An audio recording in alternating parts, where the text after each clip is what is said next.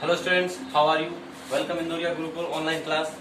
आज हम English literature class 12 का पोएम पढ़ेंगे on Shakespeare 1630 by John Milton. John Milton ने ये पोएम लिखी थी शेक्सपियर को, और कब लिखी थी? 1630 को, after the death of Shakespeare.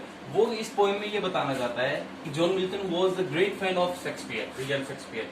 वो ये बताना चाहता है कि अपन जो शेक्सपियर की मेमोरी याद के लिए उसके सामने या अपन उसके मेमोरी के लिए क्या है, मॉन्यूमेंट्स बनाते हैं, उसके स्टेच्यूज बनाएंगे या कोई और कुछ बनाते हैं, तो इसकी कोई भी नीड नहीं है। There is no need to build a monument in the memory of William Shakespeare.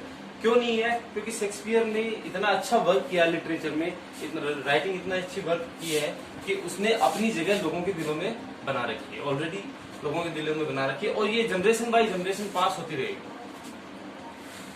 Building monuments ये क्या है? ये टाइम, एक फिक्स टाइम के बाद में ये श्योर है कि इनको नष्ट होना है, लेकिन शेक्सपियर ने जो लोगों के दिलों में जो जगह बनाई है वो कभी भी नष्ट नहीं होगी, कभी भी डिके नहीं होगी, डिस्ट्रॉय नहीं होगी।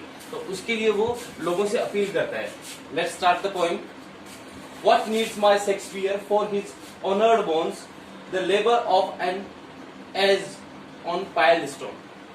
पहली दो लाइनों में मिल्टन है वो लोगों से कहता है कि what need my Shakespeare for his honoured bones, यानी कि शेक्सपियर की याददाश्त। ऑनर्ड बोन्स होती हैं जली हुई राख, जो या जो बचता है कब्रिस्तान में, जो हड्डियां बचती हैं उनके लिए, कि उनकी यादों के लिए, शेक्सपियर की याद के लिए क्या जरूरी है कि आप कोई पत्थर का मकबरा बनाओ, और that his hallowed relics should be held under a starry pointing pyramid. और वो बोलता है कि हम शेक्सपियर को ऑनर के लिए, शेक्सपियर को सम्मान देने के लिए क्या जरूरी है कि उसके अपन स्टेचू ही बनाए, महंगे से महंगे स्टोन की, पत्थर की स्टेचू बनाए। देयर इज नो नीड, कोई उसकी जरूरत नहीं है। Dear son of memory great heir of fame, वो शेक्सपियर को ये दो बहुत ही अच्छी टैग देता है कि Shakespeare is a great dear son of memory and great heir of great son of heir. वो क्या है? वो यादाश्ती का एक अच्छा बेटा, बहुत ही प्यारा बेटा। मतलब जब तक जनरेशन रहेगी, जब तक एक ह्यूमन सिविलाइजेशन रहेगी, मानव सभ्यता रहेगी, तब तक लोग शेक्सपियर को याद करते रहेंगे। क्यों करते रहेंगे? Because of his writing work, elegant work for writing. क्योंकि शेक्सपियर ने इतना लिखा है, कितनी सोनेट लिखी है, उसको ड्रामा किंग भी कहते थे शेक्सपियर को। उसकी फेमस ट्रेजेडीज थी, किंग लियर, रोमियो जूलियट, ये मर्चेंट ऑफ वेनिस, कुछ कॉमेडीज थी, कुछ ट्रेजेडी थी। तो इसने कुछ इतने अच्छा वर्क किया, इतने अच्छे ड्रामा लिखे, इतने अच्छे पोएम लिखे, इतने अच्छे फिक्शन लिखे हैं। तो ये क्या है? इसने बहुत अच्छा राइटिंग का वर्क किया, जिसके कारण क्या है, जैसे जैसे लोग इसको पढ़ते जाएंगे, जनरेशन बाय जनरेशन लोग शेक्सपियर को पढ़ेंगे, तो वो शेक्सपियर को लोग याद करेंगे और इसको सम्मान देंगे।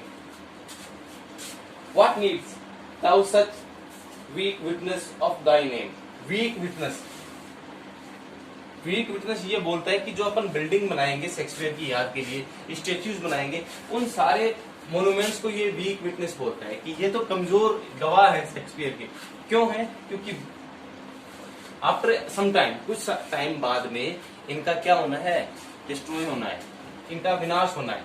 तो अगर यही चले जाएंगे, ये मूर्तियां, ये स्टेचू, ये बिल्डिंग ये टूट जाएंगी, तो लोग शेक्सपियर को याद कैसे करेंगे? शेक्सपियर को याद करेंगे लोग उसके वर्क से, उसके काम से। जैसे जैसे लिटरेचर पढ़ेंगे तो उसको शेक्सपियर पढ़ना पड़ेगा, और शेक्सपियर को पढ़ते ही लोगों को शेक्सपियर के बारे में पता लगेगा कि शेक्सपियर कैसा था, क्या लिखता था। तो उसके शेक्सपियर के लिए उनके मन में रेस्पेक्ट अपने आप ही आएगी। नेक्स्ट है, Thou in our wonder and astonishment has built thyself a livelong monument। जैसे जैसे मिल्टन कहता है कि जैसे जैसे अपन लोग शेक्सपियर को पढ़ते जाएंगे या शेक्सपियर के कामों को याद करते जाएंगे, तो क्या है, अपने दिल में, अपने मन में शेक्सपियर के लिए क्या है, अपने आप ही एक अच्छी इमेज बन जाएगी, जो उस मोन्यूमेंट से बहुत कीमती है, वैल्यूएबल है, जो अपन महंगे से महंगे पत्थर की इसकी स्टेचू बनाएंगे, उससे ज्यादा कीमती है।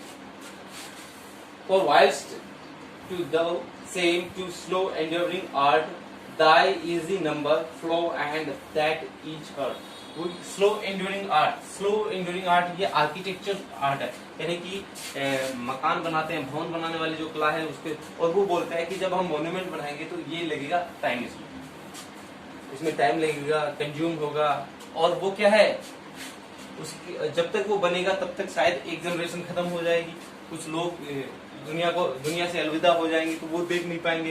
तो क्या होगा, बेटर होगा शेक्सपियर ने जो वर्क किया है, जो राइटिंग वर्क लिया है काम में, उसको अपन प्रचार करें, लोगों के मन में पहुंचाएं और लोगों को बताएं कि शेक्सपियर ने क्या क्या अच्छे राइटिंग लिखे हैं, और इससे क्या है उनके मन में शेक्सपियर के लिए एक अपने आप ही सम्मान जगेगा।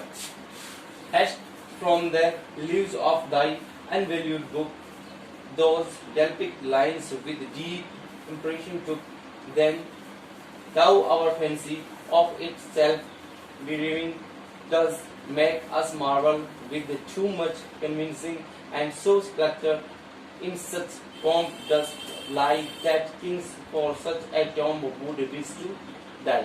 अब वो बोलते हैं, बहुत अच्छी लाइन बताएंगे इसमें शेक्सपियर के लिए कि कोई जरूरत नहीं है अपन उसके लिए कुछ मोन्यूमेंट्स बनाए या कुछ ऐसे लिविंग मोन्यूमेंट्स बनाए, कोई जरूरत नहीं है। लोगों के मन में क्या है, या जितना जितना लिटरेचर, जब लिटरेचर का प्रचार प्रसार होगा जनरेशन बाय जनरेशन, जैसे जैसे लोग लिटरेचर पढ़ेंगे, शेक्सपियर को पढ़ते जाएंगे, तो वो क्या है उसको याद करते जाएंगे। लोगों के मन में शेक्सपियर की एक अच्छी इमेज अपने आप ऑटोमेटिकली बनती जाएगी। इस तरह से क्या है वो जनरेशन उसमें एक पीढ़ी से दूसरी पीढ़ी शेक्सपियर पर ट्रांसफर होता जाएगा। और उसके लिए बोलता है मिल्टन, उसके लिए बोलता है कि तब आज से लगभग 400-500 साल बाद में जो जनरेशन आएगी, वो जनरेशन शेक्सपियर को याद करेगी। तो जिस ऑनर के साथ, जिस रेस्पेक्ट के साथ वो जनरेशन याद करेगी, उस रेस्पेक्ट को शायद आज अपन जो ये मॉन्यूमेंट्स या बिल्डिंग या स्टेच्यू जो बना रहे हैं, वो रेस्पेक्ट अपन शेक्सपियर को नहीं दे सकते। और ये बोलता है कि ट्रू ट्रिब्यूट, कि सच्ची श्रद्धांजलि शेक्सपियर को क्या है, उसका राइटिंग वर्क का ऑनर करें, रेस्पेक्ट करें और जितना हो सके उसका प्रचार करें। तो guys, this is the poem written by, composed by John Milton in the memory of William Shakespeare. Okay, thank you.